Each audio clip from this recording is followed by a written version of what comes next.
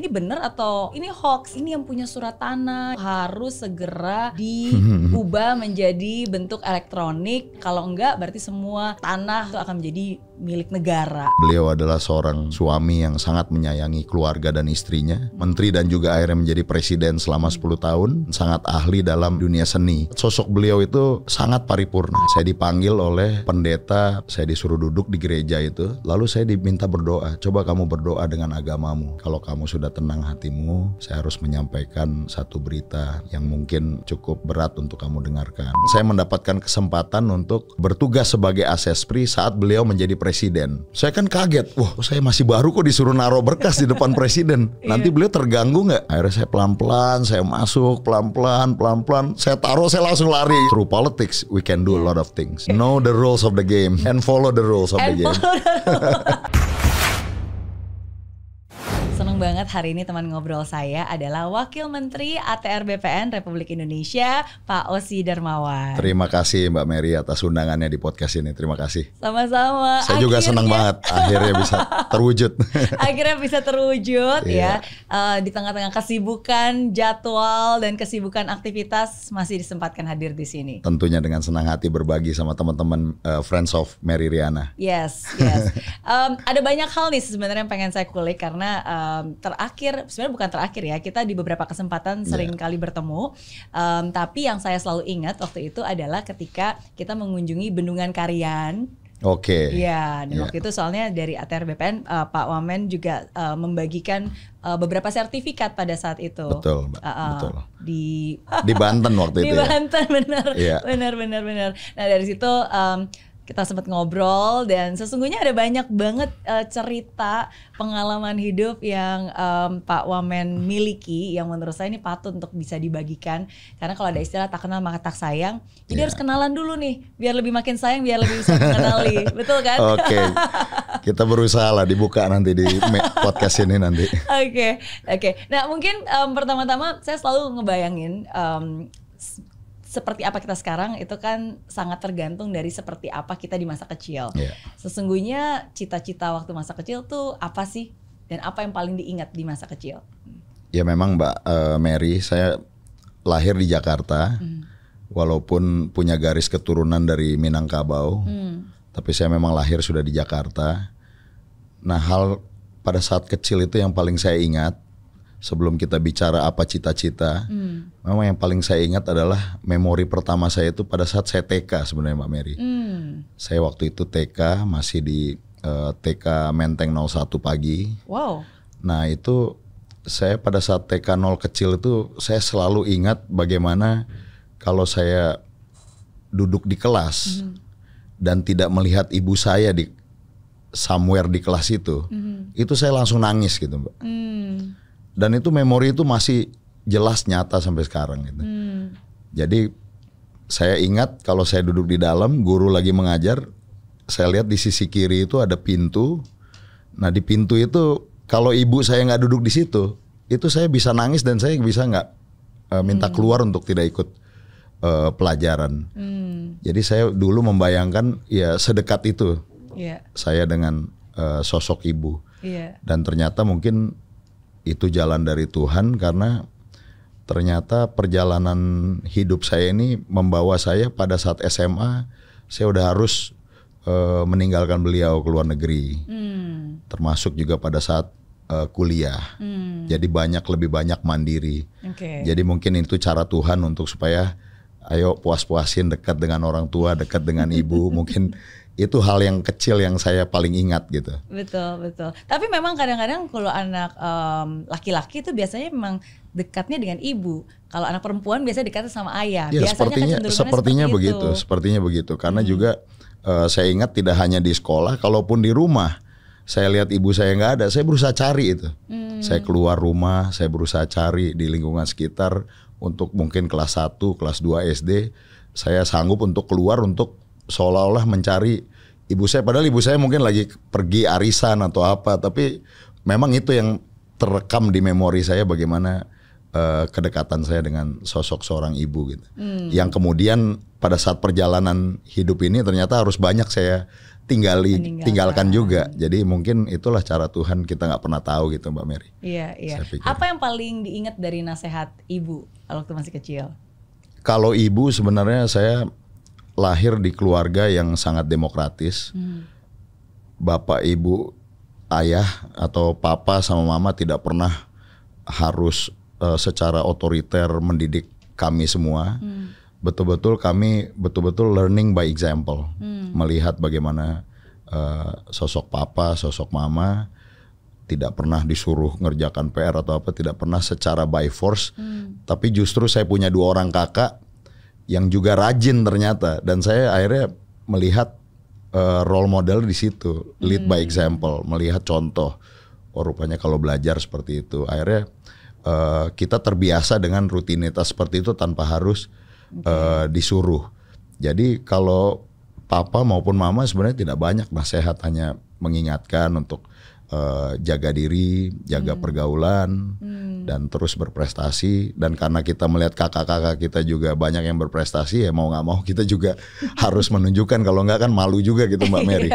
Jadi ini banyak melihat contoh yang baik, itu juga menurut saya juga merupakan sesuatu yang baik gitu. Iya. Berarti dibesarkan dari keluarga yang amat sangat baik, yang bisa menyediakan bukan hanya ruang untuk bisa belajar di sekolah, tapi juga contoh-contoh yang baik, sehingga anak itu sungguh-sungguh bisa melihat sosok role model. Sehingga nggak harus lagi dengan by force ataupun apa, ya kita karena ngelihat kakak kita belajar, ya kita juga, wah saya juga harus belajar nih. Oh kakak saya masuk SMP sini, saya juga harus berusaha ke sana.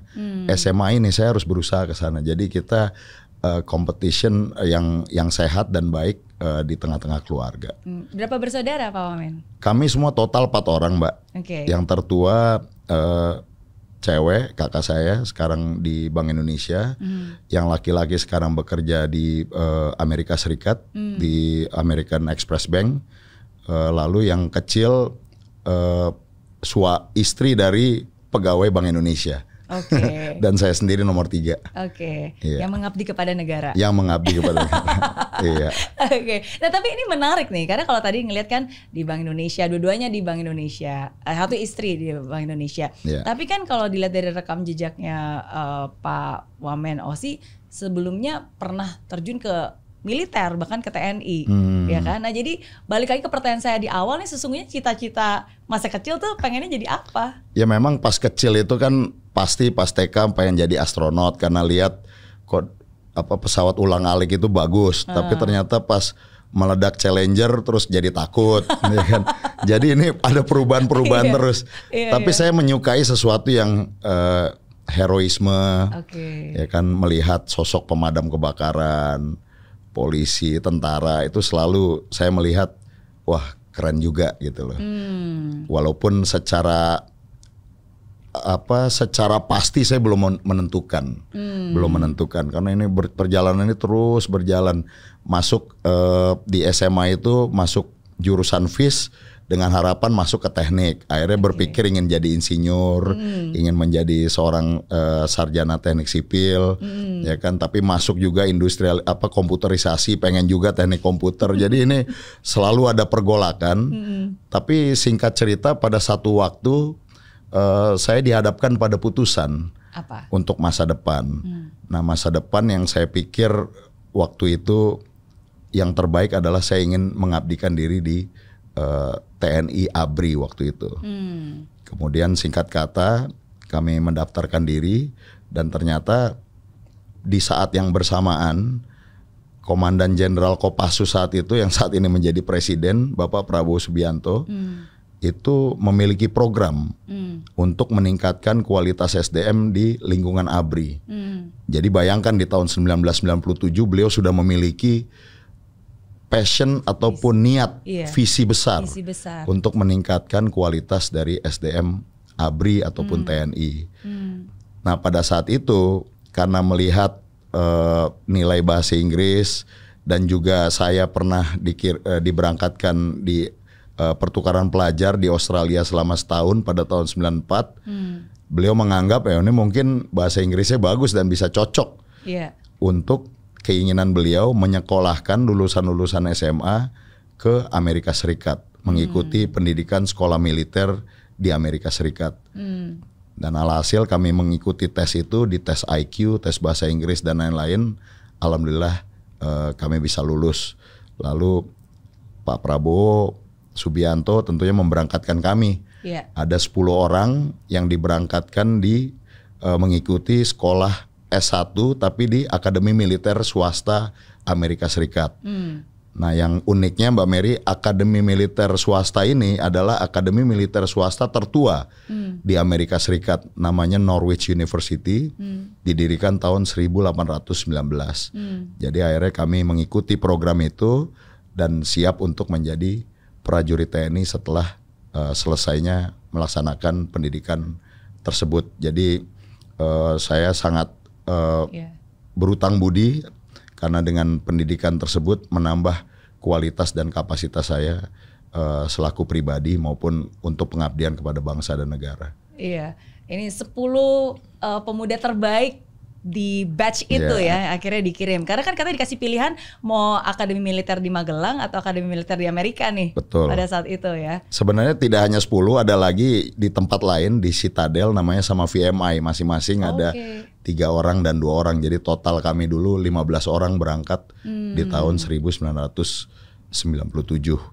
Dan itu juga sangat tough mengikuti akademi militer di Amerika Serikat dengan pola rutinitas yang tentunya berbeda, bahasa yang berbeda, tapi we learn a lot in there. Dan cuaca yang berbeda dan juga. Dan cuaca yang sangat berbeda karena ini lokasinya di Vermont, Mbak Mary. Vermont ini termasuk the northern part of the United States, sudah berbatasan dengan Kanada, dekat dengan Montreal.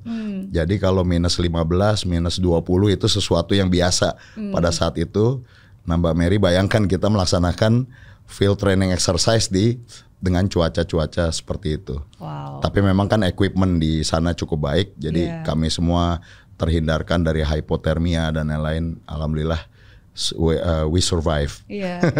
Tapi ini sungguh sesuatu hal yang sangat luar biasa ya. Maksudnya kan ini sudah terjadi berarti hampir 30 tahun yang lalu. Iya, 97 ya. 97 27 tahunan yang lalu lah gitu kan, hampir 30 tahun yang lalu gitu. Bagaimana ya seorang Prabowo Subianto dengan visinya akhirnya mengirimkan putra-putra terbaiknya dan akhirnya sekarang kembali dan mengabdi juga untuk negeri. Ya. Dan di batch itu kan juga ada banyak banget tokoh-tokoh orang-orang yang hebat yang satu batch dengan Pak Wamen. Yang juga saat ini mengawaki jajaran kabinet. Menteri Luar Negeri Sugiono itu juga kebetulan pada saat tingkat pertama satu peleton dengan saya. Siap. Jadi termasuk beberapa staf khusus menteri juga lulusan dari Akademi Militer Norwich University itu. Iya, karena terakhir pas lagi saya ngobrol di sini, kebetulan ngobrolnya sama Pak Menteri Ekraf, Pak Tuhku Rifki. Terus beliau cerita, dia bilang, dulu ya Mary, saya tuh pernah sekamar sama Pak Wisnu Tama. Terus saya bilang, hah? Kok bisa? Barulah dia cerita, ternyata dulu dia juga di Akademi Militer. Nah, kalau Pak Menteri Ekraf dengan Bang Wisnu Tama, ini termasuk senior-senior di Norwich University yang mungkin mengilhami Jenderal Prabowo saat itu untuk mengirimkan ke Amerika Serikat. Mungkin ceritanya mendengar dari pengalaman dari Pak Menteri Ekraf, mungkin hubungan dengan orang tuanya dan lain-lain. Mungkin di situ ketemunya Mbak Mary. Siap. Betul. Iya, tapi luar biasa karena seperti saya bilang, siapa kita hari ini itu adalah bentukan dari apa yang kita lakukan di masa lalu, termasuk juga didikan orang tua, pendidikan dari akademi yang kita tempuh, dan itu kan menjadi bagian yang sangat penting yang membangun ideologi kita, disiplin kita, dan cara kita berpikir dan cara kita melakukan sesuatu. Dan memang salah satu tantangan yang juga dihadapi saat itu, Mbak, selain tadi masalah cuaca, lalu juga kurikulum dan lain-lain. Memang di tahun 99 itu artinya saya tingkat 2, tiba-tiba ayah saya sakit keras, almarhum. Nah, di situ saya dipanggil oleh pendeta sekolah, dipanggil namanya Reverend Wick. Dia yang biasa memimpin misa di gereja untuk siswa-siswa di sana. Saya dipanggil. Saya waktu itu tidak tahu apa-apa. Saya dipanggil, saya disuruh duduk di gereja itu. Lalu saya diminta berdoa. Coba kamu berdoa dengan agamamu. Saya belum dikasih tahu apa-apa. Dia bilang, kamu tenangkan hati kamu berdoa. Saya berdoa. Saya berdoa, saya mulai ada perasaan, ada apa ini ya kira-kira ya. Nah, setelah saya berdoa itu, setelah selesai, kalau kamu sudah tenang hatimu, saya harus menyampaikan satu berita yang mungkin cukup berat untuk kamu dengarkan. Tapi saya yakin dengan kamu sudah berdoa kepada Tuhanmu, kamu akan lebih siap mendengarkan ini. Nah, dia ceritakan bahwa bapak saya mengalami stroke di Jakarta, di Indonesia. Dan akhirnya sekolah akan membantu agar kamu bisa kembali ke Jakarta untuk bisa segera melihat orang tuamu, karena orang tuamu stroke. Nah, disitulah saya cukup kaget, karena mungkin juga keluarga di Indonesia tidak ingin membebani pikiran saya, tidak memberitahukan, tapi karena mungkin keadaannya sudah sangat parah, jadi akhirnya disampaikan oleh seorang pendeta di Amerika Serikat. Jadi itu juga bagi saya satu hal yang membuat kedekatan saya dengan institusi itu sangat, bagaimana rasa toleransi kebersamaan yang dibangun di negara itu. Kemudian singkat cerita saya kembali ke Jakarta, alhamdulillah saya masih sempat bertemu walaupun dalam kondisi sudah sakit, dan akhirnya saya bisa melepas walaupun tidak ada ucapan apapun, tapi saya bisa melepas kepergian almarhum ayahanda. Nah, itu juga bagi saya momen yang cukup mengganggu pikiran. Tentunya 2 tahun meninggalkan Indonesia, merasa ada perasaan bersalah, penyesalan, kenapa saya nggak menjagai, kok saya malah sekolah di Amerika. Ya mungkin malah mikir kok saya malah enak-enakan di Amerika. Tapi kemudian ibu saya dan keluarga selalu menyampaikan, ya ini sudah takdir dari Allah yang harus saya terima. Sangat berharap saya tidak terlalu terpengaruh dengan kejadian itu, karena saat itu memang saya berusaha melakukan yang terbaik di sekolah tersebut. Dan alhamdulillah saya kembali, sempat drop sedikit, tapi saya bisa dapatkan momentum lagi untuk kemudian, alhamdulillah juga Mbak Mary, saya terpilih sebagai valedictorian di lulusan terbaik di sekolah itu. Jadi mungkin siswa asing pertama yang menjadi lulusan terbaik sejak tahun 1819 di tahun 2000. Jadi orang Indonesia. Dan orang Indonesia, saya dapat kesempatan untuk menyampaikan pidato kelulusan mewakili angkatan. Dan di situ saya selipkan kata-kata bahwa kelulusan ini saya dedikasikan untuk almarhum ayah saya. Dan I was very grateful for that achievement. Iya, hadiah terbaik yang bisa diberikan. Hadiah terbaik yang bisa diberikan. Wow, oke. Thank you for sharing. Thank you for listening. Sudah membagikan ceritanya. Thank you. Karena ya sometimes di hidup ini kita tidak bisa mengendalikan apa yang hidup izinkan terjadi. Tapi bagaimana kita menyikapi, pada akhirnya selalu pasti akan berakhir dengan sebuah kebaikan. Betul. Iya. And it's not easy pasti kan. Maksudnya untuk bisa meninggalkan negeri aja itu pasti rasanya ada sesuatu. Dan dulu belum ada WhatsApp, belum internet, belum secanggih sekarang. Jadi masih surat, postcard dan lain-lain. Benar. Tapi it was painful, but it was a pleasing experience also for me, because ya semuanya sudah terlewatkan dan saya bisa memberikan yang terbaik untuk almarhum ayah. Kira-kira gitu. Dan akhirnya kembali ke Indonesia dan menjadi perwira TNI. Wah, menjadi perwira TNI. Apakah seperti yang dibayangkan? Maksudnya kan sebelumnya tadi kan dari begitu banyak pilihan cita-cita, pengen jadi astronot, pengen jadi insinyur gitu kan, tapi akhirnya jatuh hati dan menetapkan hati, oke, kalau gitu saya pengen jadi TNI perwira. Jadi mungkin karena pengalaman kehidupan saya juga, SMA pernah 1 tahun di Australia, unexpected, sangat tidak menyangka. Belum pernah, saat itu tahun 94 itu saya SMA kelas 2 mengikuti program AFS, belum pernah naik pesawat kemanapun. Kalau pulang kampung ke Bukit Tinggi itu naik mobil masih.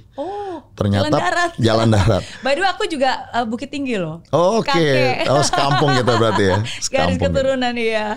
Silakan. Nah, ini sekarang harus terbang dari Jakarta ke Melbourne menggunakan pesawat gitu kan.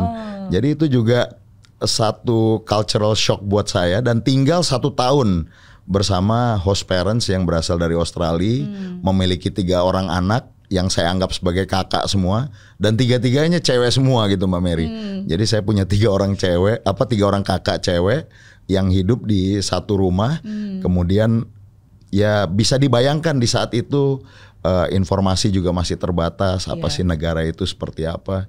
Lalu saya langsung dicemplungin di sana, hidup di sana, masuk SMA di sana.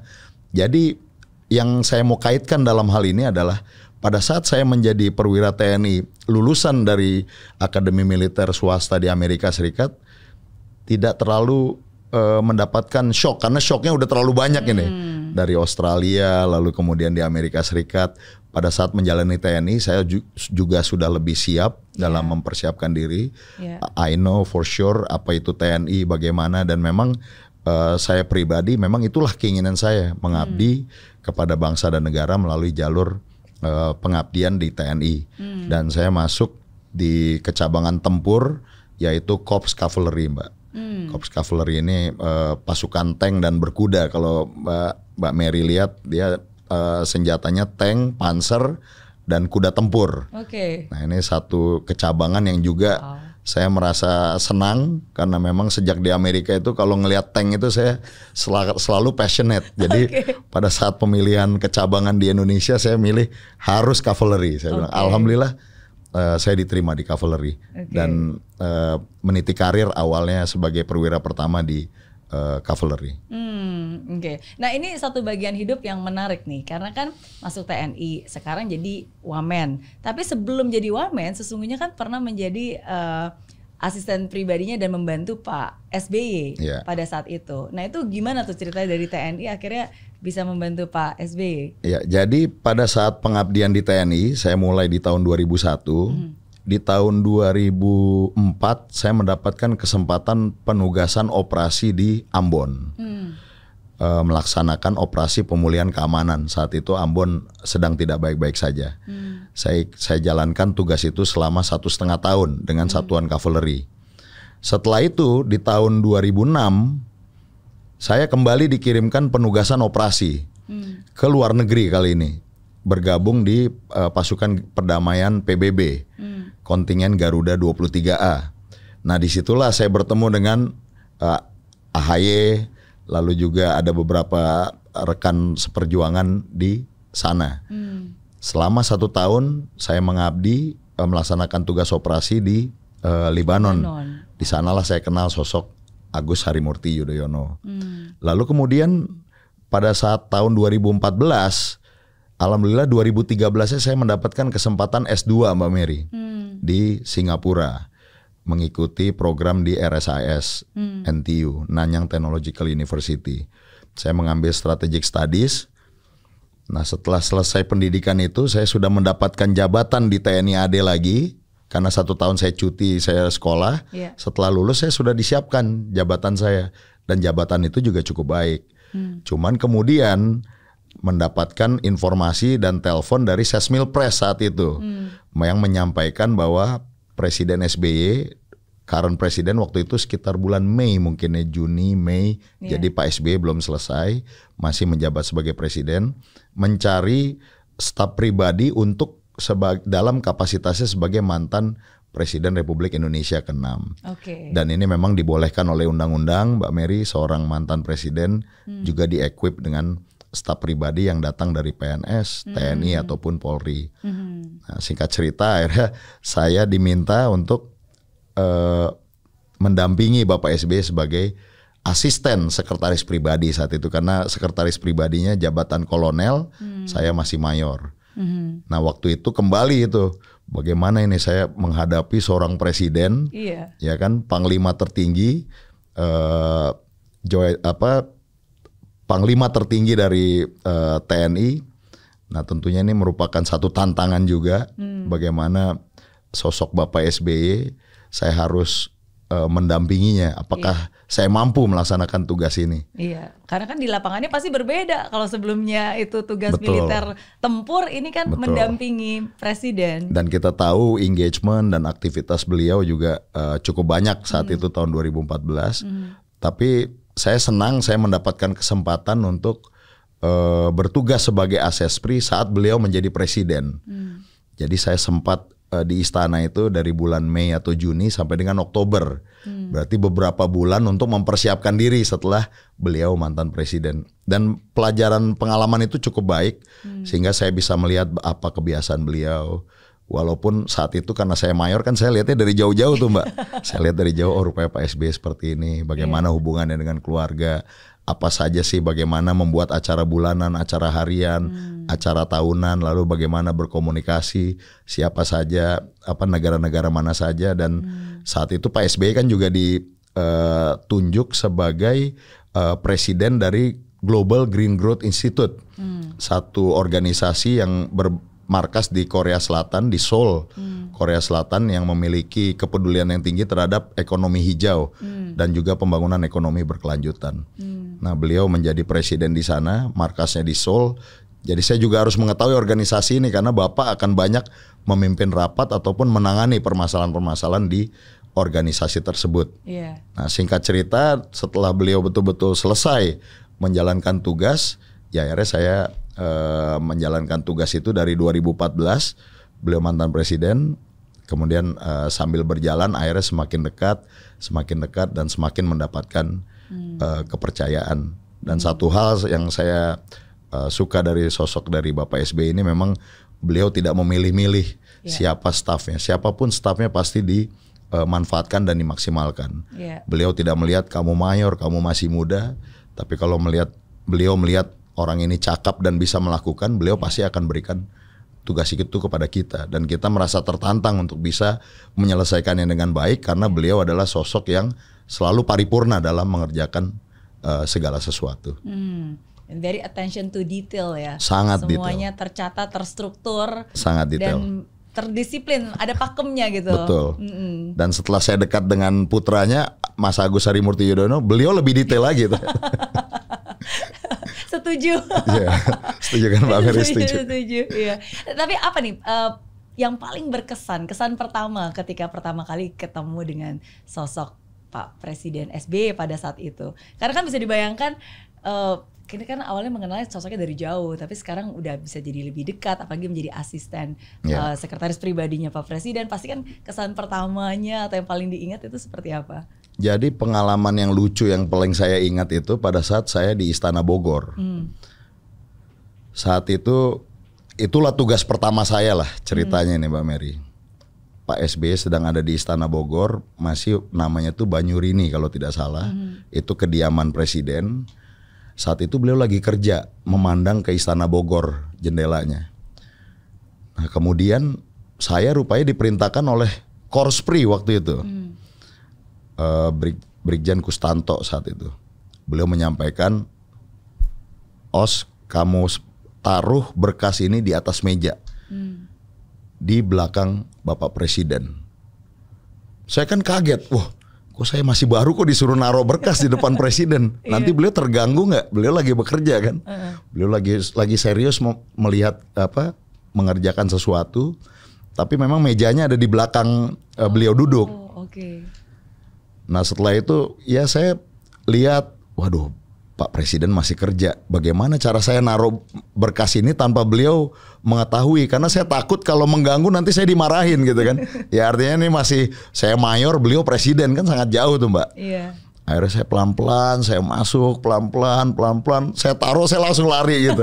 Jadi artinya ya ada lucu-lucunya juga gitu Mbak. Saking kita melihat bagaimana kebesaran sosok presiden gitu, karisma beliau. Dan ya over time akhirnya itu semua bisa diatasi lah. Tapi memang itu yang saya ingat, saya menaruh berkas itu saking takutnya untuk mengganggu beliau sebagai presiden saat bekerja. Tapi overall selama 10 tahun saya menjabat mendampingi Bapak SBY dari 2014 sampai dengan terakhir 2024 kemarin, memang saya melihat beliau adalah sosok yang paripurna dan cocok untuk tempat kita menggali inspirasi dan belajar. Beliau di karir militernya Jenderal Bintang 4, sebagai akademisi beliau juga menuntaskan pendidikannya, mendapatkan gelar profesor, lalu juga beliau adalah di kalangan birokrat seorang menteri dan juga akhirnya menjadi presiden selama 10 tahun. Dan kemudian beliau adalah seorang suami yang sangat menyayangi keluarga dan istrinya. Dan terakhir, tidak hanya di dunia yang serius, ternyata beliau juga sangat kuat dan sangat ahli dalam dunia-dunia seni. Baik itu seni suara, seni lukis, menciptakan lagu, menulis, membuat novel, puisi. Jadi saya melihat sosok beliau itu sangat paripurna. Sangat lengkap. Dan itulah kesempatan saya selama 10 tahun bisa belajar dari sosok seorang Susilo Bambang Yudhoyono. Jadi saya pikir ini merupakan justru benefit terbesar adalah buat saya yang bisa belajar selama 10 tahun dengan sosok beliau, dan sampai sekarang pun saya masih banyak belajar kebijaksanaannya, wisdom, lalu juga keberanian, kesetiaan, dan lain-lain. Ya you name it, saya pikir Pak SBY masuk dalam kategori itu. Iya. It's a privilege, itu salah satu keberuntungan yang sangat luar biasa untuk bisa belajar dari sosok yang legendaris, sosok tokoh yang mungkin ini akan menjadi bagian dari sejarah Indonesia selamanya. Betul. Dan ketika Pak Wamen bisa berada di samping beliau selama 10 tahun, itu sesuatu hal yang mungkin nggak bisa dibeli dengan uang, karena ada uang pun mungkin nggak punya kesempatan untuk bisa belajar sedekat itu. Betul. Makanya pada saat saya dihubungi oleh Sesmilpres saat itu, tahu bahwa pekerjaan ini adalah melayani seorang mantan presiden, saya tidak berpikir panjang karena ini adalah sosok seorang SBY. Saya langsung ambil kesempatan itu, karena yang saya kejar memang bukan kekuasaan di istana ya, tapi bagaimana saya bisa menggali dan belajar, mencari inspirasi dan belajar dari sosok seorang SBY. Tentunya beliau juga punya kekurangan, tapi terlepas dari itu kelebihannya sungguh luar biasa. Iya. Dan dibutuhkan kerendahan hati juga untuk menjadi asisten dari sekretaris pribadi seseorang gitu. Betul. Walaupun itu presiden, tapi kan tetap juga butuh kerendahan hati loh. Awalnya udah di militer. Betul. Siap. Apa yang membuat akhirnya Pak Wamen keluar dari TNI dan akhirnya terjun ke dunia yang berbeda? Jadi caleg waktu itu ya? Iya, jadi caleg, masuk ke politik. Jadi pada saat interaksi dengan Bapak SBY, karena beliau di tahun 2014 saya kan masih militer. Jadi kalau misalnya ada pertemuan partai di kediamannya, kita yang militer aktif atau polisi aktif pasti disuruh keluar saat itu. Jadi kita tidak diizinkan untuk mengikuti. Beliau mengatakan, inilah cara saya mendidik kamu, bahwa kamu harus memisahkan antara dunia politik dengan profesimu sebagai militer ataupun polisi. Nah itu beliau sangat strict di situ Mbak Mary. Jadi kalau kamu militer ya kamu harus tetap lakukan. Bahkan dengan anaknya pun, AHY, pada saat beliau militer aktif, saya juga kerap melihat jika ada rapat-rapat partai beliau belum pensiun, beliau pasti keluar dari ruangan. Nah setelah itu kita tahu di tahun 2017 Mas Agus memutuskan untuk pensiun dini, beralih ke dunia politik, maju sebagai kandidat calon gubernur DKI Jakarta, yang saya juga menjadi saksi sejarah bagaimana beliau memang memutuskan dengan hati yang bulat, jadi tanpa ada dorongan ataupun intervensi dari kedua orang tuanya, tapi betul-betul beliau pikirkan dan istiqoroh bersama istri tercinta dan keluarganya, dan memutuskan untuk keluar. Dan saya mulai melihat di tahun 2017 itu, wah ini adalah strategi ataupun cara baru untuk mengakselerasi bagaimana kiprah kita di TNI yang ruang lingkupnya mungkin hanya di lingkungan militer, itu bisa lebih widening lagi, lebih lebar lagi, yaitu untuk masyarakat. Nah ini apa yang diambil, langkah yang diambil Mas Agus itu mulai ada di pikiran saya juga. Apalagi melihat bagaimana dinamika politik, kepala-kepala daerah yang terpilih, yang baru, yang juga usianya juga masih muda, mereka bisa mendapatkan kesempatan, peluang untuk memimpin daerahnya dan lain-lain. Itu semua kan karena jalur politik. Jadi setelah melihat itu, Mas Agus mundur di tahun 2017, tentunya kita tahu perjuangannya saat itu belum berhasil dan beliau menerima dengan jiwa satria. Barulah di tahun 2018 ada pendaftaran caleg. Akhirnya saya bilang ke Pak SBY, Pak, setelah saya pikirkan, saya juga punya keinginan untuk mengabdikan diri di dunia politik, Pak. Keluar dari dunia militer. Karena saya juga berharap saya bisa bermanfaat bagi orang-orang banyak, termasuk lingkungan ataupun masyarakat banyak. Nah, kira-kira Pak SBY mengizinkan atau tidak? Kira-kira begitu. Waktu itu masih ada almarhumah Ibu Ani. Almarhumah Ibu Ani bilang, ya dipikirkan lagi, Os, karir kamu kan bagus. Apakah dengan langkah ini kamu yakin? Artinya Bu Ani ingin menegaskan lah, apakah kamu benar-benar yakin? Karena ini bukan nggak main-main keputusan ini. Karir yang sudah kita bina selama 18 tahun harus selesai di saat itu juga. Dan no turning back kan, nggak mungkin bisa balik no lagi, turning kan? back, betul. Tapi setelah saya pikirkan, ya yang menguatkan saya sebenarnya melihat bagaimana kiprah dari Mas Agus AHY dalam kandidat sebagai dalam melaksanakan kampanye di pilkada, bagaimana beliau kemudian langsung bisa turun ke masyarakat, mendengarkan apa aspirasi masyarakat, harapan rakyat. Jadi saya lihat daripada saya sebagai militer, kalau politik kan saya selalu udah kamu nggak usah ikut, ini urusan politik. Nah, saya melihat ini juga dunia yang sangat bagus, kita bisa mendengarkan langsung dari masyarakat. Akhirnya itulah yang meneguhkan hati saya. Kalau AHY bisa, saya juga yakin saya juga bisa. Akhirnya saya putuskan, saya kemudian mundur, saya maju untuk menjadi calon anggota legislatif di DPR RI di Dapil Jawa Timur 7. Walaupun saat itu di tahun 2019 belum berhasil. Karena memang pada saat bulan Januari almarhumah Ibu Ani jatuh sakit. Saya memutuskan untuk melaksanakan tugas saya sebagai staf pribadi Bapak SBY mendampingi beliau di Singapura. Akhirnya untuk kampanye saya nomor 2 kan. Tapi apapun itu keputusan sudah saya ambil, saya diberikan jabatan di Partai Demokrat. Kalau mengutip judul bukunya Pak SBY, selalu ada pilihan.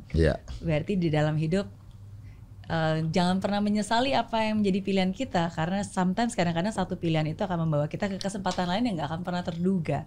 Kalau dari ceritanya Pak Wamen Osi kan semua hal yang dihadapkan dan didapatkan hari ini kan semua karena pilihan-pilihan. Pilihan untuk melanjutkan di Akademi Militer di Amerika, pilihan untuk tetap meneruskan dan menyelesaikan apa yang sudah dimulai walaupun di tengah-tengah harus ada tantangan karena kehilangan ayah. Pilihan untuk menjadi asisten sekretaris pribadi Pak SBY, termasuk juga pilihan untuk keluar dari TNI, termasuk juga pilihan bahkan di saat caleg, itu kan tujuan keluar dari TNI kan ingin melayani masyarakat jadi caleg. Tapi di tengah-tengah tantangannya tetap ada. Dan memang hidup itu kan memang adalah kita menentukan pilihan kita apa. Jadi ini message yang sangat baik bahwa kalau kita yakin dengan apa yang ingin kita pilih dan kita putuskan, kita harus yakin, dan pada saat itu kita ambil ada tantangan dan ujian, kita jangan mundur dulu di sana. Karena pastilah suara hati kadang-kadang tuh Mbak Mary pada saat dihadapkan dengan pilihan tuh ada suara hati di dalam, ini aja. Dan itu kalau kita nggak ambil kadang-kadang justru itu yang salah. Tapi kalau kita ambil, ada badai, ada ujian, ada tantangan, tapi alhamdulillah ya inilah hidup, menyelesaikan apa yang menjadi tantangan dan ujian-ujian kita bisa lakukan. Ya kalau nggak mau ada ujian ya kita jangan hidup mungkin. Dan selalu melihat ke depan ya, karena ngapain juga kita ngeliat ke belakang, karena di belakang kan kita nggak bisa mengubah sesuatu. Jadi apapun yang udah dipilihin, pilihan ya jalani aja, tetap lihat ke depan dan mengoptimalkan setiap kesempatan yang hidup berikan. Ya mungkin melihat ke belakang hanya sekedar untuk supaya kita tidak jatuh ke lubang yang sama. Karena pasti hidup itu full of failures kan, banyak kegagalan yang kita hadapi. Nggak apa-apa, kita jalani terus, yakinlah bahwa kita akan sampai di sana. Kayak lagu. Lagunya Pak SBY, ku yakin sampai di sana. Lagu. Iya. Jadi penasaran nih, karena kalau dengerin ceritanya Pak Wamen Osi, itu kan tantangannya banyak, jatuh bangunnya juga banyak, dan setiap pilihan belum tentu langsung promising kan, iya. Bahkan caleg pun gagal. Iya, nggak berhasil, belum berhasil pada saat itu. Iya. Jadi kalau di saat-saat paling stres, paling sulit, lagi down gitu, di saat-saat kita mungkin mempertanyakan diri kita sendiri, am I doing the right thing, am I making the right choice, ini pilihannya benar atau enggak, itu apa sih yang selalu menyemangati Pak Wamen Osi sehingga this is the right one? Ya kita harus punya lingkungan ataupun orang-orang terdekat yang bisa mengcomfort kita dalam kondisi-kondisi seperti itu. Orang-orang dekat yang bisa dijadikan teman curhat atau orang tua yang bisa dicurhati. Ya salah satunya kalau di 10 tahun terakhir ini ya Pak SBY. Salah satu yang menjadi tempat saya kalau ada curhatan-curhatan kecil saat saya down atau apa ya memang saya bisa berkomunikasi seperti itu. Dan kadang-kadang pada saat masalah itu keluar dari kita sudah dibagikan kepada orang yang tepat, apakah keluarga, kalau sekarang juga dengan istri dan lain-lain, itu biasanya masalah itu ataupun kepala itu agak lebih kendor lah gitu Mbak. Iya. Ya kan, jangan sampai justru kita menyalurkannya ke hal-hal yang salah karena itu justru akan semakin memperunyam masalah. Jadi pada saat ada tantangan, ada ujian, siapa yang menjadi teman cerita kita, lingkungan sekitar kita juga harus bagus. Ya kan, karena kadang-kadang Mbak Mary masalah itu juga akan selesai oleh waktu. Kadang bukan kita yang menyelesaikan. Jadi waktu, time heals. Itu saya yakini sekali. Dan itu sebenarnya bukan karena nggak ada terjadi apa-apa, disitulah tangan-tangan Tuhan bekerja. Udah kamu tenang aja, kamu tidur, besok masalah kamu saya selesaikan. Ya kita meminta sama Tuhan, ya kan, bercerita kepada orang yang tepat, yakin bahwa masalah ini akan selesai, dan insya Allah kalau kita punya keyakinan itu, insya Allah bisa kita lewati. Karena nggak mungkin, karena di Islam juga diajarkan tidak akan Tuhan menurunkan satu masalah yang melebihi kapasitas kita dalam menyelesaikannya. Jadi itu sudah stated kan. Jadi artinya bukan artinya kita yang menyelesaikan semua, tapi selalu ada saja tangan-tangan yang kemudian apakah dari orang lain, apakah dari. Jadi saya pikir di saat kita punya masalah, kita punya lingkungan yang tepat dan berdoa pada Tuhan. Saya pikir itu yang saya lakukan. Setuju banget. Sharingnya Pak Wamen mengingatkan saya karena kan sometimes kadang-kadang kita manusia, kita berdoa Tuhan tolong gitu ya. Tapi kadang-kadang kita nggak memberikan ruang untuk dia bekerja di dalam hidup kita. Kadang-kadang kita minta tolong, kasih pencerahan, tapi apapun juga kita decide sendiri gitu. Mikir aja enggak, langsung tok langsung gerak cepat. Sometimes kan kita juga harus kasih ruang untuk dia bisa bekerja, kasih ruang waktu juga. Karena kan nggak semuanya saset cepat. Sometimes ya memang butuh waktu untuk bisa kita melihat gitu, oh ternyata seperti ini loh hasilnya, seperti ini loh maksud dan tujuannya. Betul. Harus kita kasih ruang. Harus kita kasih ruang. Time heal, saya yakin gue. Waktu akan bekerja untuk menyelesaikan semua masalah kita.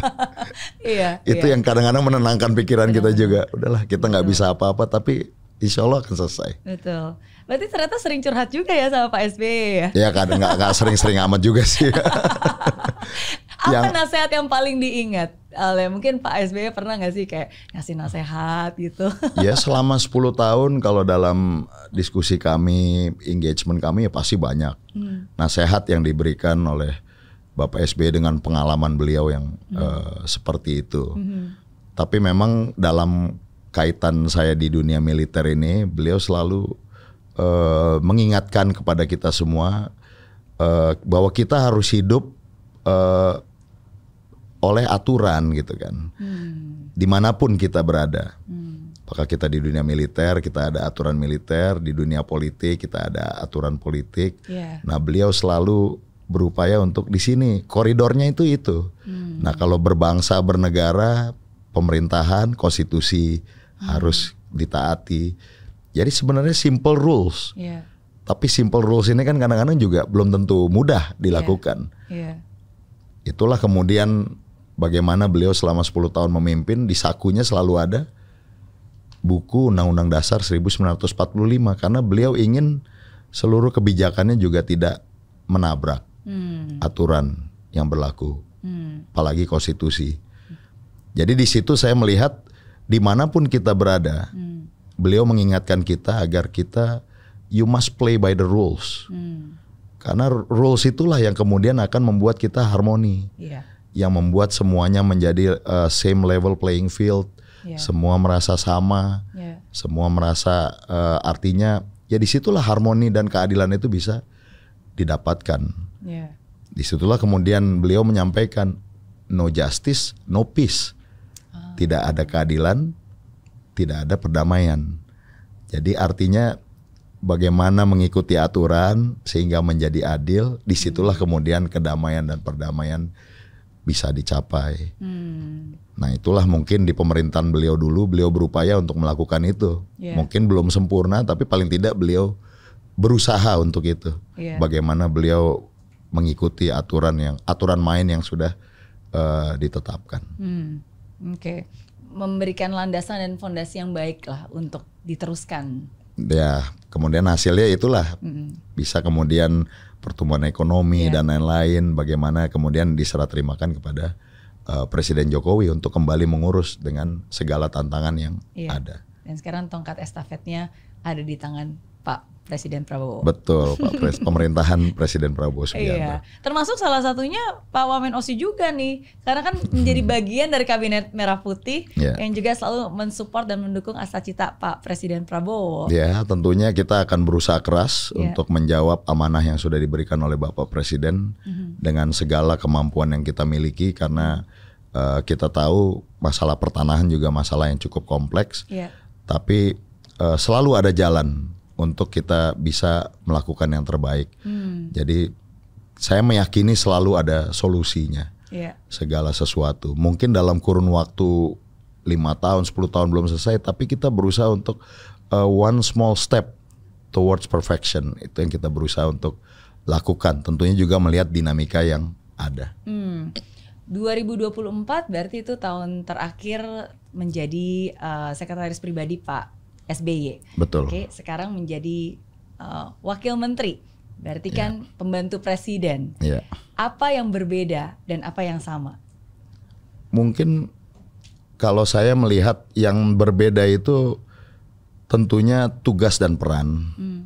Kalau dulu lingkupnya adalah mengurus kantor sekretariat Presiden RI ke-6, sekarang lingkupnya kan pertanahan, tata ruang, agraria di suatu negara. Jadi peran dan tanggung jawab ini tentunya berubah. Lalu yang tentunya yang berubah juga bagaimana jaringan dan kolaborasi yang dilakukan. Dulu mungkin levelnya sekretariat Presiden RI ke-6, sekarang dengan kementerian-kementerian termasuk Menko Infrastruktur dan Pembangunan Kewilayahan. Kalau yang sama saya melihat mungkin dari sisi bagaimana konsistensi saya untuk melayani masyarakat dan juga melayani keluarga, ini saya pikir masih sama. Saya punya keinginan kuat untuk melakukan yang terbaik. Yang kedua juga yang sama adalah bagaimana cara saya pendekatan terhadap problem solving, baik dulu di tingkatan sekretariat Presiden RI ke-6 maupun saat ini di kementerian. Konteksnya saja yang berubah, tapi cara pendekatan yang saya ambil tentunya adalah berdasarkan how did I grow up dari masa kecil. Saya tentunya punya background militer 18 tahun. Di militer itu mission oriented. Tugas misinya, misi kamu ini. Bagaimana cara kamu melakukan itu? Nah, kita selalu melihat misinya dulu. Bagaimana how we could achieve this. Inilah yang kemudian kita lakukan. Jadi approach itu masih saya lakukan sampai sekarang. Saya tidak ingin terdistract dengan hal-hal yang kanan kiri yang justru akhirnya tidak menjawab misi yang diberikan. Saya ingin kita mission oriented supaya lebih cepat kita bisa selesaikan dan bisa lebih efektif dalam penyelesaiannya. Jadi mungkin itu Mbak yang berbeda dan yang sama dulu dan sekarang ini. Kira-kira. Kalau dari sibuk, kira-kira sibukan mana nih? Ya Dua-duanya sibuk, tapi Dua-duanya pasti lebih sibuk sekarang. Pasti lebih sibuk Iya, sekarang. karena banyak banget hal yang Betul. juga harus diurus, banyak juga pertanggungjawabannya, Betul. juga banyak juga. Apalagi kan ini mungkin masih menghitung hari, 100 hari lebih ya. Iya. Jadi pasti banyak PR dan banyak juga yang memang dikerjakan. Betul, masih banyak yang harus kita tuntaskan dan selesaikan. Tapi sekali lagi spiritnya harus bisa. Harus bisa. Harus positive thinking, jangan sampai kita negative thinking. Iya. Karena kalau kita isi dunia ataupun negara kita ini dengan hal-hal yang positif, mudah-mudahan hal positif juga yang bisa Iya. terjadi. Iya, dan results oriented lah ya. Menjadi bagian dari solusi. untuk Bagian menyelesaikan dari masalah. solusi harus, bagian dari solusi. Iya, karena setiap orang juga pasti punya masalah. Orang yang nggak punya masalah adalah orang yang nggak lagi nginjek tanah, atau sudah nggak ada nyawanya. Iya, Selama iya. kita masih bernafas, masih nginjek tanah, setiap hari kita pasti berhadapan dengan masalah. Masih. Ya, justru Betul. tugas kita lah mencari solusi untuk masalah-masalah itu. Betul. Dan disitulah kita bisa meng-add value, nilai-nilai. Betul. Dan ini kan juga di kementerian kan tentunya ada menteri dan juga ada jajaran yang Iya. akan membantu puluhan ribu pegawai Kementerian ATR BPN juga siap untuk Iya. melaksanakan tugas. Jadi we will never walk alone Iya. di Iya. dalam hal ini. Iya. Kamu nggak sendirian. Kamu nggak sendirian. Kayak lagu lagi. Kamu nggak sendirian gitu ya. Iya, kamu nggak sendirian. Oke. We can do it together. We can do it together. Together we can. Together we can. Semua jargon-jargonnya keluar. Iya. Tapi mumpung ada menteri, mumpung ada Wamen ATR BPN, boleh nanya ya? Oke. Boleh nanya ya? Karena Nanya apa nih? Nanya karena beberapa belakangan waktu ini itu saya sering di WhatsApp sesuatu yang sedang beredar viral. Nah terus itu dinanya ke saya, Miss Mary, kan karena dia tahu saya staf sus di Kemenko Infra, sedangkan kan ATR BPN itu di bawahnya Kemenko Infra Yeah. juga. Terus tanya ini benar atau ini hoax? Ya karena yang beredar itu adalah sebuah video yang mengatakan bahwa ini yang punya surat tanah, yang punya pokoknya segala macam surat-surat itu harus segera diubah menjadi bentuk elektronik, karena kalau tidak dilakukan dalam kurun waktu tertentu, batas akhirnya 2026, karena kalau enggak berarti semua tanah, lahan, apapun juga itu akan menjadi milik negara. Ya, Nah, jadi benar ya? banyak informasi yang beredar yang tidak benar, Mbak Mary. Salah satunya itu. Jadi sebenarnya upaya Kementerian ATR BPN saat ini adalah berusaha untuk memetakan seluruh bidang tanah yang ada di Indonesia. Setelah memetakan, upaya kita adalah melakukan sertifikasi terhadap seluruh bidang tanah yang sudah terpetakan itu. Harapannya apa? Kalau semua bidang tanah di Indonesia sudah terpetakan dan tersertifikatkan, ini tentunya akan mengurangi konflik sengketa tanah yang kerap terjadi saat ini. Karena apa? Kepemilikan legalitasnya kan ada sertifikat, ada girik, ada bukti-bukti tanah, surat keterangan lurah dan lain-lain. Nah inilah kemudian yang kita himbau kepada seluruh masyarakat. Masyarakat jika masih memiliki hak atas tanahnya belum sertifikat, segera diurus giriknya, akte jual belinya kalau belum berbentuk sertifikat. Karena kalau belum berbentuk sertifikat tentunya belum terdaftar di negara. Nah ini kan rawan atas terjadinya konflik ke depan.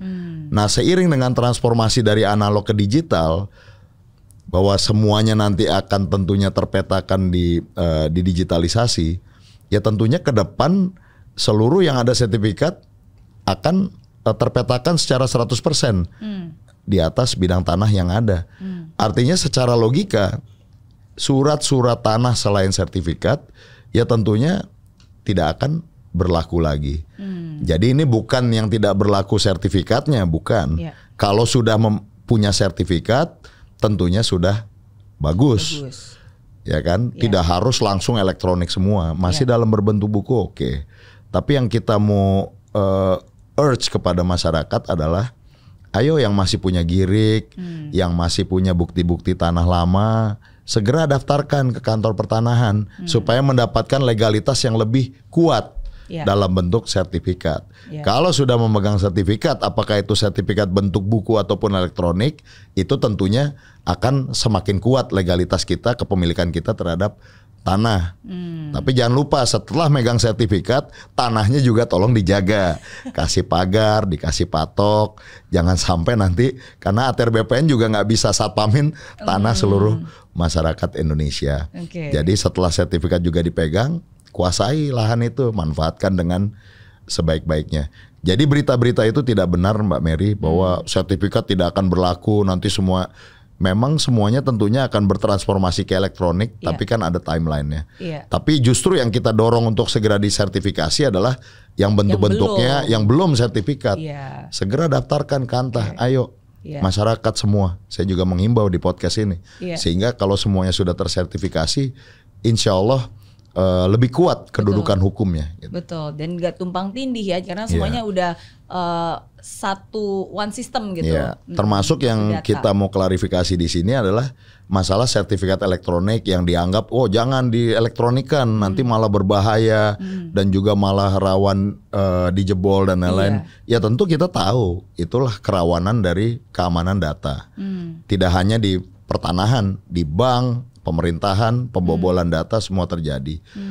Tapi kan dunianya memang mengharuskan kita, ini sebuah keniscayaan. Transformasi dari analog ke digital. Yang bisa kita lakukan dari kementerian adalah memastikan bagaimana supaya sistem keamanannya bisa lebih baik dan lebih baik lagi. Dan alhamdulillah sampai sekarang pun sistem keamanannya masih baik dan belum diretas. Jadi artinya masyarakat mudah-mudahan bisa percaya bahwa kami akan mengelola data ini dengan penuh rasa tanggung jawab. Kira-kira itu klarifikasi itu untuk penjelasannya. Semoga ini lebih mencerahkan orang-orang. Jadi ayo ke kantor tanah, sertifikatkan tanah-tanah yang ada. Iya. Ya, dan yang udah punya sertifikat dijaga baik-baik gitu ya. Mbak Mary masih punya 10 girik saya dengar. Aduh. ini yang akhirnya jadi asumsi. Itu hoax ya, itu hoax. Oke. Dua pertanyaan terakhir buat Pak Osi. Mungkin yang pertanyaan berikutnya ini saya mau minta, saya akan menyebutkan 5 nama tokoh-tokoh politik. Waduh.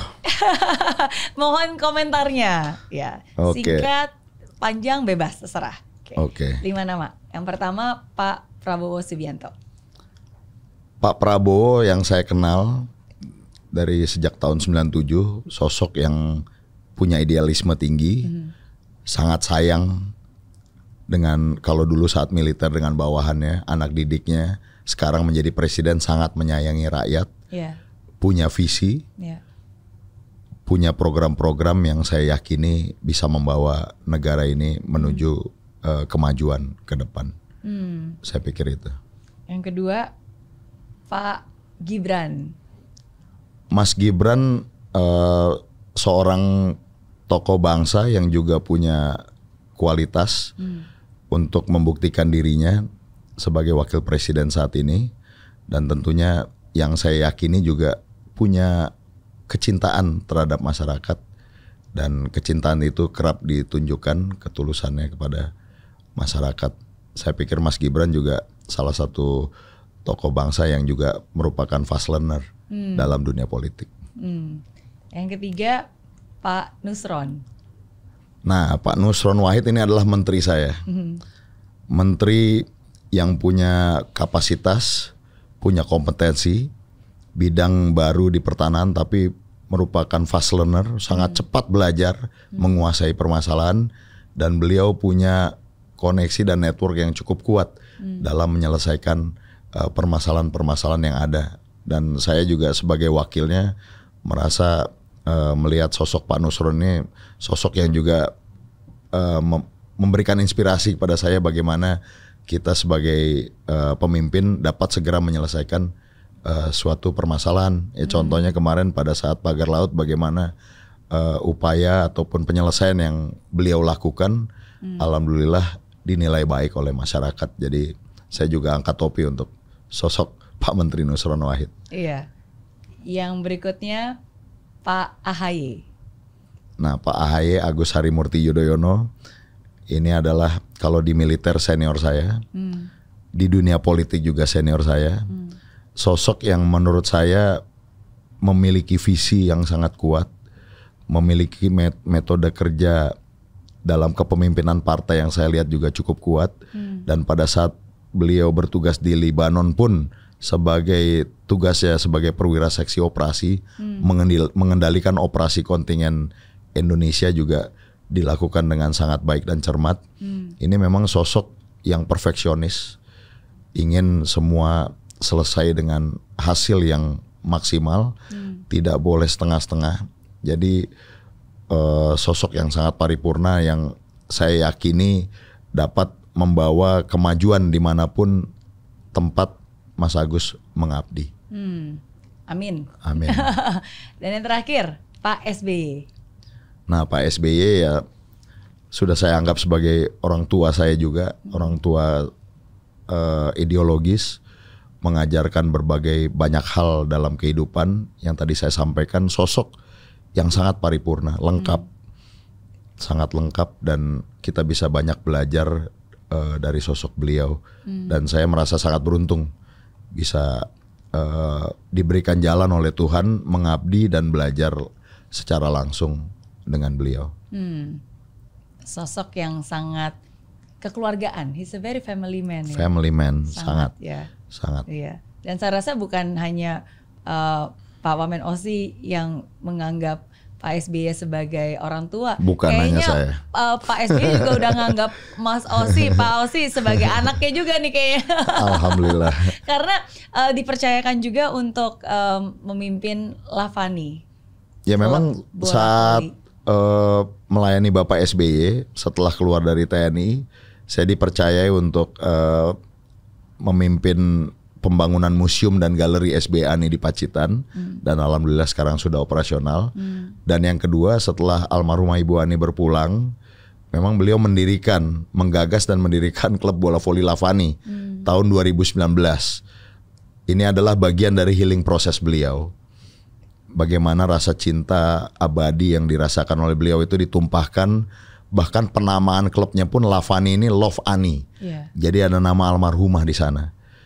Nah, pada saat itu beliau hanya ingin menularkan ilmu-ilmu voli yang beliau ketahui. Beliau saat mendirikan, kita kumpulkan beberapa pemain, ada beberapa dari Pas Pampres, ya kan? Nah, karena pemain Pas Pampres ini kan usia udah 40 tahun, 45 tahun, bagaimana kita bisa mengharapkan kan? Artinya agak tertatih-tatih juga di awal pembentukan tim ini.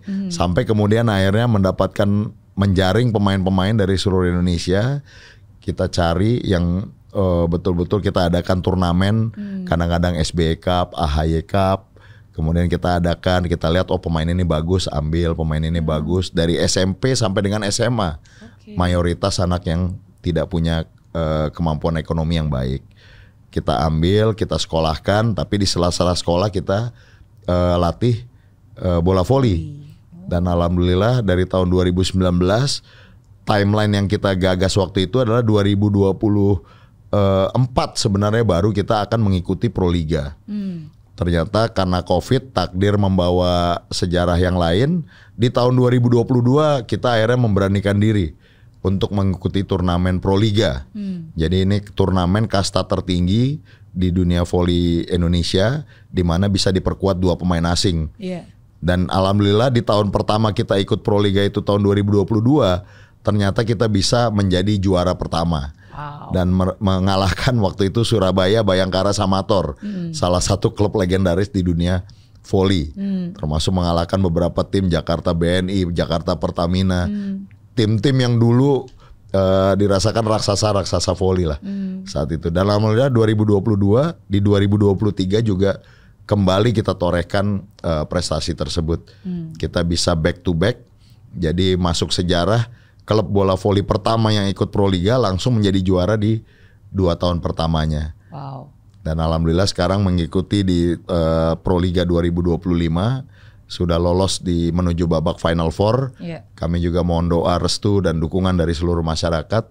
Mudah-mudahan Lavani bisa kembali memenangkan turnamen Proliga 2025 ini. Amin. Amin ya Amin. Rabbal Alamin. Amin. Mbak Mary kan ikut nonton kan? Iya, itu pertama kali seumur hidup saya nggak pernah nonton pertandingan voli. Itu pertama kali saya nonton itu di Surabaya. Tapi seru banget. Waduh, deg-degan. Tapi satu hal yang saya salut dari pertandingan itu, tim Lavani itu fighting spiritnya panjang. Jadi walaupun di awal itu sempat kebalap, tapi nggak pernah lengah. Jadi nggak pernah berkecil hati gitu. Ya udah, berikutnya gitu. Ya saya pikir itu kayaknya nilai-nilai yang diterapkan oleh Pak SBY juga kepada seluruh pemain. Bagaimana beliau membentuk tim ini, kalau banyak owner kan, bisalah kita katakan Pak SBY ini pemilik klub ya. Banyak owner kan menyerahkan, udah terserah manajemen mau seperti apa, terserah pelatih. Nah ini beliau bukan tipe owner yang seperti itu. Beliau betul-betul secara detail memperhatikan bagaimana kesehatannya, gizinya seperti apa, bentuk latihannya seperti apa. Bahkan di waktu sore jadwal latihannya apa atau malam beliau ikut nonton untuk melihat progres dari timnya. Nah karena dilihat dan juga terpampang di sana di poster yang besar di tempat latihan kita, yaitu salah satunya Mbak Mary, bahwa never give up, jangan pernah menyerah. Dan itu Pak SBY pada tahun 2022 beliau sering mengikuti bola voli internasional. Salah satu tim yang menginspirasi beliau ini tim nasional Jepang. Ini fighting spiritnya sangat tinggi. Mereka tidak terlalu tinggi, tapi kalau melawan tim Eropa tuh keteteran. Karena bagaimana kelincahan mereka dan kegesitan dan artinya sangat amat berusaha jangan sampai bola itu mati.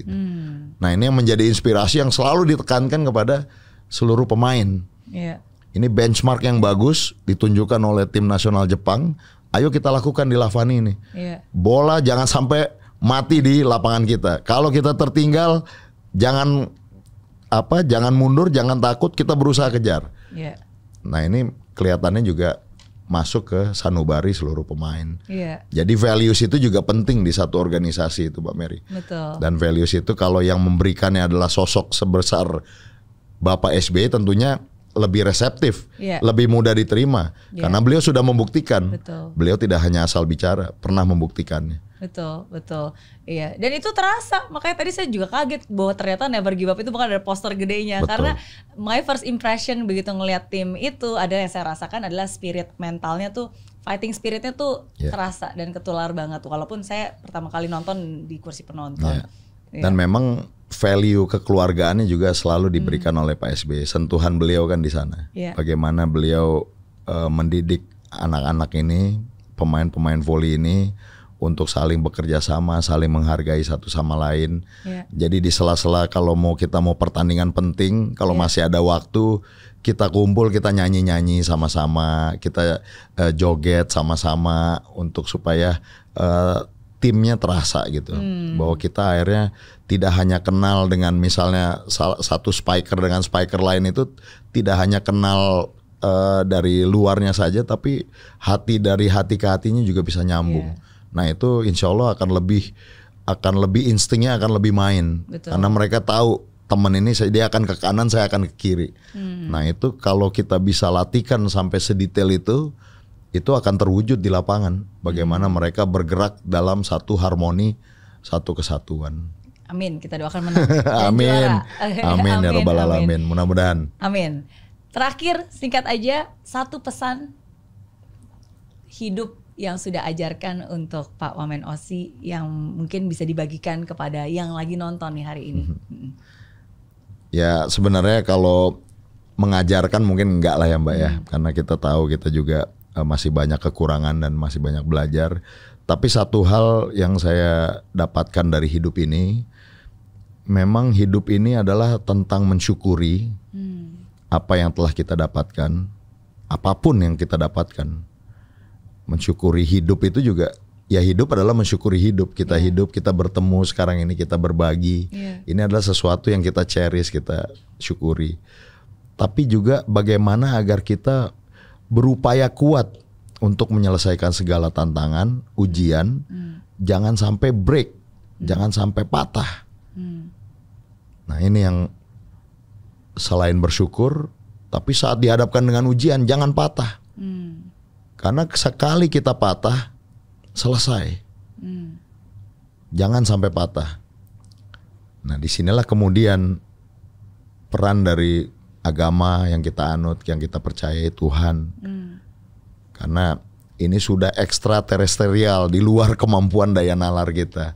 Bagaimana kalau kita sudah pada satu titik yang ujiannya sangat kuat, ya kepada Tuhan sudah kita memohon. Jadi saya melihat hidup ini adalah continuation of those all three things. Kesuksesan, cherish, alhamdulillah, banyak tantangan, berusaha jangan sampai patah, nanti sukses lagi akhirnya. Nah inilah kita lakukan secara kontinu tanpa kita hilang arah mengapa kita hidup di dunia ini. Kira-kira itu sih yang kalau pelajaran yang saya dapatkan. Iya. Terima kasih sudah menjawab terima pertanyaan-pertanyaan kasih, saya. Terima kasih banyak. Sebagai hadiah biasanya terakhir bintang tamunya boleh nanya satu pertanyaan ke saya. Jadi Pak Wamen boleh nanya satu pertanyaan. Tunggu minum dulu Mbak Mary ya. Saya yang minum. Oke. Cuman satu ya Mbak Mary ya? Satu aja. Iya. Nggak, saya mau nanya ini aja ke Mbak Mary. Simple question. Siapa tokoh baik Indonesia maupun dunia yang sangat mempengaruhi Mbak Mary dan mengapa beliau mempengaruhi Mbak Mary? Wow. Satu orang yang sangat berpengaruh untuk Mbak Mary. Satu ya. Kalau satu susah jawabnya karena di setiap bagian dari hidup saya ada orang yang sangat mempengaruhi. Ya contohnya kalau zaman dulu banget yang membuat saya bangkit, saya baca buku Tony Robbins. Ya karena dulu kan belum kenal orang-orang sukses, taunya lewat buku dan buku itu menginspirasi saya untuk bangkit. Ya itu Tony Robbins. Kalau sosok yang berpengaruh, kenapa akhirnya saya pengen jadi content creator, bikin podcast, punya TV show sendiri, Oprah Winfrey.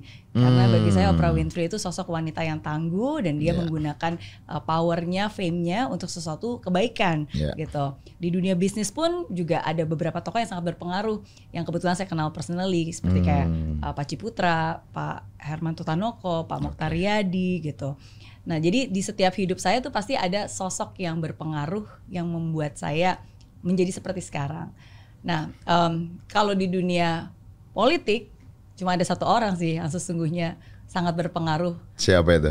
Yaitu Pak Agus Harimurti Yudhoyono. Karena beliaulah yang berhasil menggerakkan saya untuk mau melangkahkan kaki terjun ke dunia politik. Sesuatu hal yang gak pernah saya pikirkan dan saya bayangkan sebelumnya.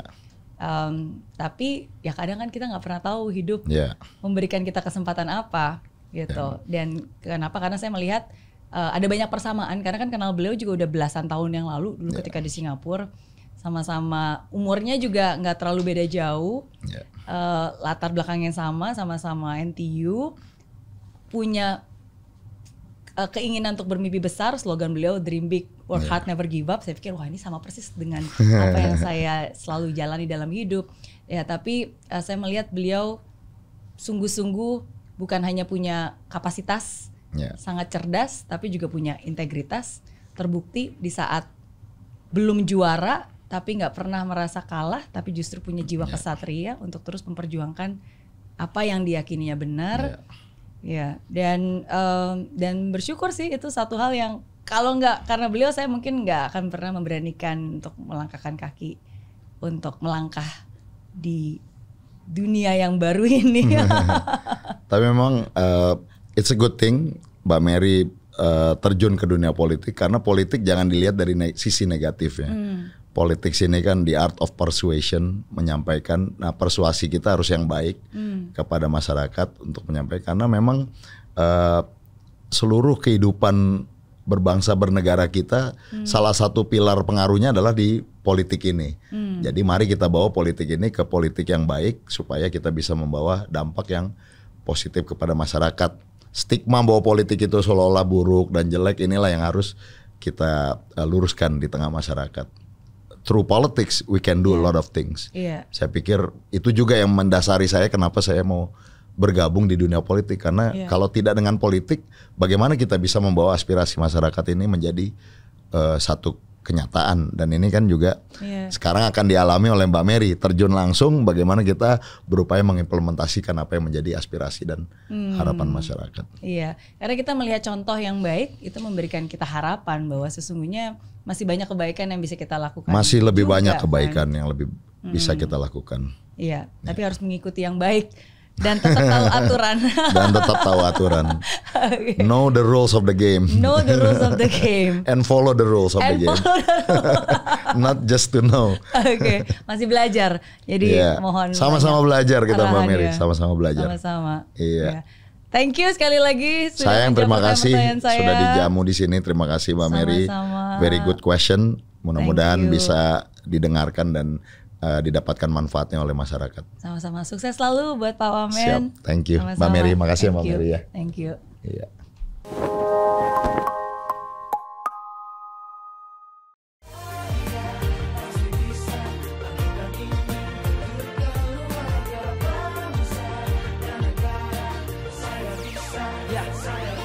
Laksana bumi tanpa hujan, hidup tanpa tujuan, kering dan mati tanpa hijaunya tumbuhan. Demikian kalau mimpi tak kunjung terjadi.